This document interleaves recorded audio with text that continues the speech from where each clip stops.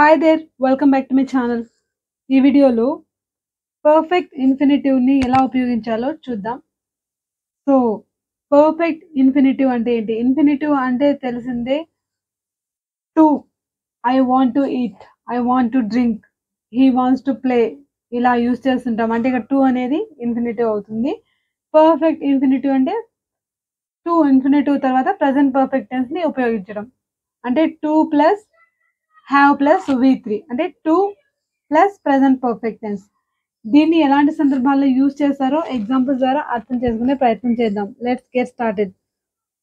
ఎగ్జాంపుల్‌కి he admitted to have committed that crime. He admitted to have committed that crime. So, ఈ సెంటెన్స్‌ని మనం గమనిద్దాం. హి అడ్మిటెడ్ అంటే ఒప్పుకున్నాడు. ఏమని? అంటే to have committed that crime. ఇక్కడ చూడండి టు తర్వాత మనం ప్రెజెంట్ పర్ఫెక్ట్ టెన్స్‌ని ఉపయోగిస్తాం. దీన్నే మనం టు ఇన్ఫినిటివ్ అంటాము. అంటే దీన్నే పర్ఫెక్ట్ ఇన్ఫినిటివ్ అంటాం. అంటే ఏంటి? ఇక్కడ టు హ్యావ్ కమిటెడ్ అంటే అతను చేశాడు అని ఒప్పుకున్నాడు. అతను చేసినట్లు ఒప్పుకున్నాడు అని అర్థం. So, he admitted to have committed that crime అంటే అతను చేసినట్లు ఒప్పుకున్నాడు. అంటే ఆల్రెడీ జరిగింది అని అర్థం. సో, ఇలాంటి సందర్భాల్లో అంటే దీన్ని మనం మామూలు భాషలో ఇలా కాకుండా మామూలుగా చెప్పాలనుకోండి. He admitted that he had committed that crime అంటాం. కానీ పర్ఫెక్ట్ ఇన్ఫినిటివ్‌తో చెప్పాలంటే హి అడ్మిటెడ్ తర్వాత ఏంటి? He subject plus verb plus తర్వాత టు. టు తర్వాత ఏం రావాలి? ప్రెజెంట్ పర్ఫెక్ట్ టెన్స్ రావాలి. అది ఏ సబ్జెక్ట్ అయినా పర్వాలేదు. టు హావ్ అని చెప్పి వి3 చెప్పాలి. To have committed that crime. So, అతను చేసినట్లు ఒప్పుకున్నాడు అనే అర్థంతో ఇక్కడ ఇలా యూజ్ చేస్తున్నాం అన్నమాట. ఇంకా కొన్ని ఎగ్జాంపుల్స్ ద్వారా ఇంకా క్లియర్‌గా అర్థం చేసుకుందాం. So, it was it was a great achievement to have got the job in such tough conditions లేకపోతే ఇన్ దోస్ టఫ్ కండిషన్స్. చూడండి ఇట్ వాస్ గ్రేట్ అంటున్నాం. సో, ఇట్ వాస్ గ్రేట్ లేకపోతే ఐ యామ్ గ్లాడ్ అని కూడా చెప్పొచ్చు. I am glad to have got the job. I am glad to have got the job. చూడండి I am glad అని చెప్పి to infinitive తర్వాత present perfect టెన్స్‌ని ఉపయోగిస్తాం. To have got the job. So, అంటే job పొందడం అనేది హ్యాపీగా ఫీల్ అవుతున్నా. ఇటువంటి కష్టమైన సిట్యుయేషన్స్‌లో నాకు జాబ్ పొందడం అనే విషయం పొందడం అని చెప్పడానికి టు హావ్ గాట్ అంటున్నాం. జాబ్ వచ్చిందని నేను హ్యాపీగా ఫీల్ అవుతున్నా అని అర్థం. కాకపోతే దీన్ని మనం పర్ఫెక్ట్ ఇన్ఫినిటివ్‌తో చెప్పేటప్పుడు ఇలా చెప్తాం. అంటే జరిగింది ఆల్రెడీ వచ్చింది నాకు జాబ్. కాబట్టి నాకు ఇలాంటి సందర్భాల్లో జాబ్ వచ్చింది అనడం నాకు చాలా సంతోషాన్నిస్తుంది. I am glad to I am glad అని చెప్పి to what? To have got the job. To have selected. To have been selected అనాలి. అంటే నేను సెలెక్ట్ అయ్యాను అంటే to have been selected. Job వచ్చిందంటే to have got the job. Okay. So, ఇలా మనం యూజ్ చేస్తాం. ఇంకా ఎగ్జాంపుల్ చూద్దాం. He pretended to have lost her number. ఆమె నంబరు అతను పోగొట్టుకున్నాడు అన్నట్టు నటించాడు. ప్రిటెండెడ్. ప్రిటెండ్ అంటే ఏంటి? నటించడం. Pretended that. ఇక్కడ చూడండి ప్రిటెండెడ్ దట్ అంటున్నాం. దీన్నే మనం he pretended that he had lost his job. Okay. He pretended that he had lost his number. దీన్ని మనం ఎలా చెప్పాలి? He pretended to have lost his number. Her number. ఆమె నంబర్ పోగొట్టుకుని లేకపోతే he pretended to have lost his memory. అతను జ్ఞాపక శక్తి కోల్పోయినట్టు నటించాడు. అంటే దీన్ని మనం విడదీసి చెప్పాలంటే హి ప్రిటెండెడ్ దట్ అని చెప్పి he had lost his memory అలా నటించాడు అని. దీన్ని మనం టు ఇన్ఫినిటీతో చెప్పాలంటే ఎలా చెప్పొచ్చు అంటే పర్ఫెక్ట్ ఇన్ఫినిటీతో చెప్పాలంటే he pretended to have lost. To have lost. To have lost. So, to తర్వాత ప్రెజెంట్ పర్ఫెక్ట్ టెన్స్‌ని ఉపయోగించాలి. ఎక్కడ అంటే పర్ఫెక్ట్ ఇన్ఫినిటివ్‌లో రాసేటప్పుడు. సో, నెక్స్ట్ ఏంటంటే she claims to have met Sachin Tendulkar. She claims to have met Sachin Tendulkar. ఆమె ఏమంటుంది? ఆమె చెప్తూ ఉంటుంది. ఏమని? చూడండి మనం సింపుల్ ప్రెజెంట్ టెన్స్‌లో చెప్తున్నాం. ఆమె ఎప్పుడు ఏం చెప్తూ ఉంటుందంటే, she claims to have met Sachin Tendulkar. Sachin టెండూల్కర్‌ని నేను కలిసాను అని చెప్తూ ఉంటుంది. ఎలాంటి ఆధారాలు లేకపోయినా చెప్పుకోవడం అలా. అలా చెప్పుకుంటూ ఉంటుంది. ఎవరికీ తెలీదు. No one knows if it is true అనేది ఎవ్వరికీ తెలీదు. కానీ she claims to have met. She claims to what? అంటే ఇక్కడేంటి? She claims that she has met Sachin Tendulkar అని మనం జనరల్‌గా చెప్పాలండి. కానీ మనం పర్ఫెక్ట్ ఇన్ఫినిటివ్‌లో చెప్పేటప్పుడు షీ క్లెయిమ్స్ టు హ్యావ్. జనరల్‌గా ఈ పర్ఫెక్ట్ ఇన్ఫినిటివ్‌లో చూసే పదాలేంటంటే క్లెయిమ్స్, ఎక్స్‌పెక్ట్ అలాగే హేట్ ఇలాంటివి. Said. Okay. Said. He is said to have killed him.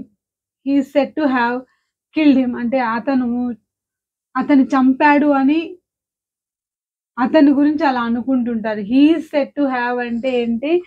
He is said to have killed him అంటే అతన్ని చంపాడని అతని గురించి చెప్పుకుంటూ ఉంటారు. సో, ఇలా అన్నమాట. He is said to have. I am expecting to have finished this project by tomorrow. లేకపోతే by the next month. We are expecting what? We are expecting లేకపోతే we expect to have finished. To what?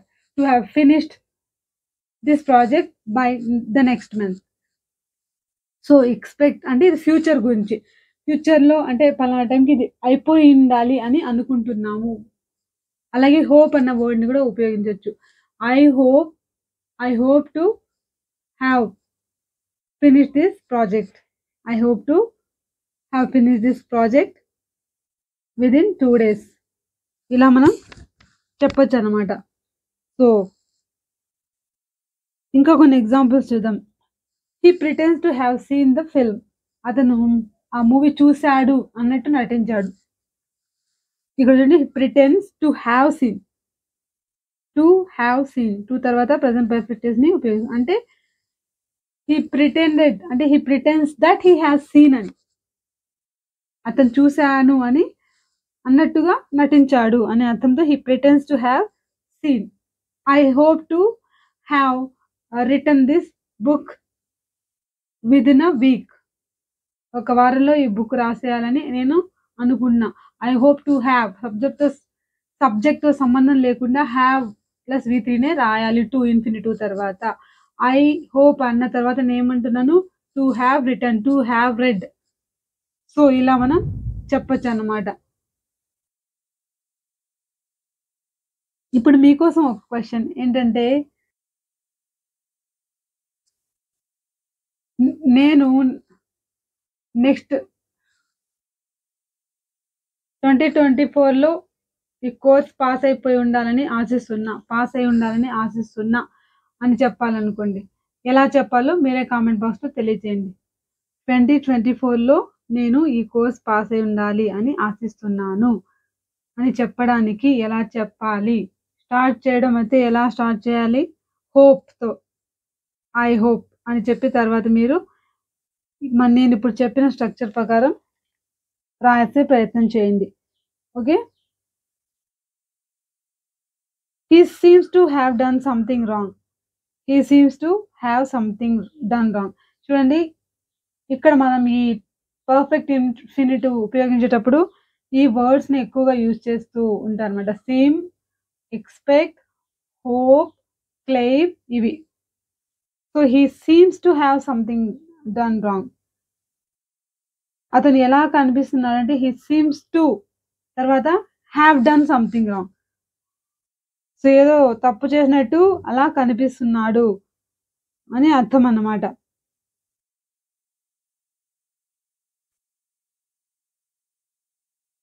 Next it is amazing to have won the race.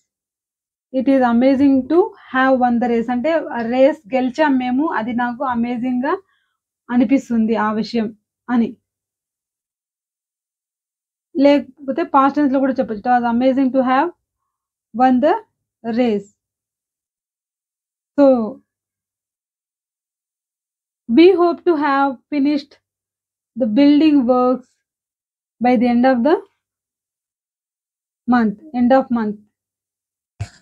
So, మేము ఆశిస్తున్నాము ఈ building works next మంత్‌కల్లా అయిపోతాయని.